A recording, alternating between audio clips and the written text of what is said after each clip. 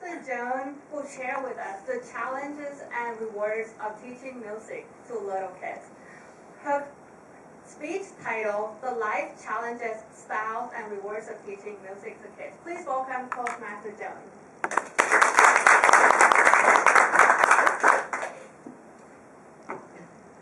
As most of you know, I'm a music teacher, and I actually think that I don't need the microphone because in my class I have 15 students playing piano, and we have 15 pianos and they are playing together and I don't have a mic. So, you know how noisy is this. You know how noisy it can be in that class. Every week, I teach almost 700 students. And in my class, tonight I'm going to tell you what is happening, what normally happens in my group piano class. And so imagine with me, we have 15 pianos in this room. And each piano, there's one kid. So, this is what happens. Alright everyone, we have 5 to 7 minutes to practice page 7 and page 9 of your piano. In that time, I am expecting you to practice, okay? So everybody, have your time, and time starts now. Now, in my 3 years of experience as a music teacher, I have observed that in the first minute, students would listen to their teacher. They would follow, and they would play. That's the first minute. The second minute, they get bored. They're just playing C, D, E, C, D, E, F, G. Boring for them. But what do you expect? They are kids. So what they do is they try to push some of the buttons in the keyboard. And what they have discovered is that if they push this one button, a music will automatically play in the keyboard. And they will be amazed. So in the third minute, they will go to their friends and they will, hey, you push this button and you will hear this sound. And in the fourth minute, they're all over the classroom. And they are all playing around, and wow, I have found some music. And they are playing and banging and hitting all the notes, and I was like, 3 ways how I train my student. Well, first I would say, okay, time is up. Everybody stop playing piano. Do you think they will stop? Of course, they will not. I haven't heard any student stop. Just one word, you know. So what I do the second time is I try to be sweet. I will tell them, wow, you're very good. Very good. So can you please stop playing now? Turn off your piano. And they still play the piano. They have just so much energy. They have discovered something new. And the third time, I will just stand up and stare at them.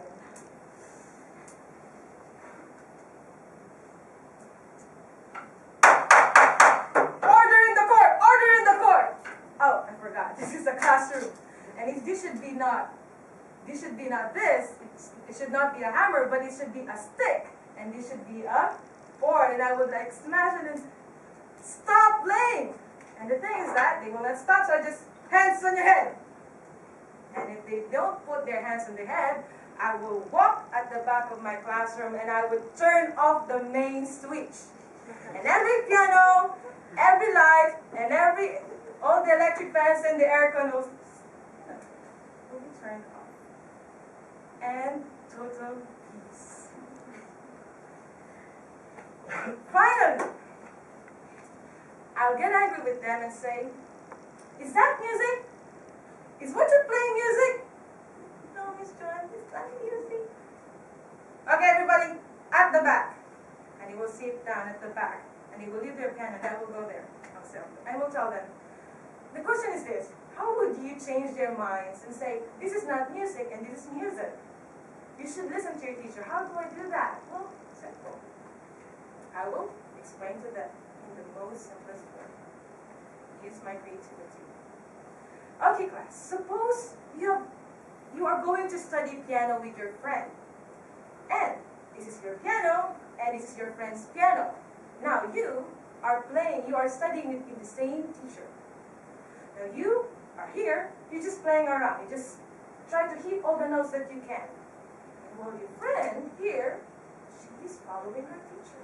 She's playing very slowly the notes, even though it's simple. Now after 1 month, what will happen? Your student can play it well. Well, you are still hitting all the notes and just banging the keyboard. Now, your teacher found out that you are very good, that your classmate is very good. So she will give more difficult pieces. And she's playing, after a year, she's playing, and just playing, bang, bang, bang. So, tell me, which one is music? This one or this one? I would say, those who listen to the teacher. Okay, so now you know.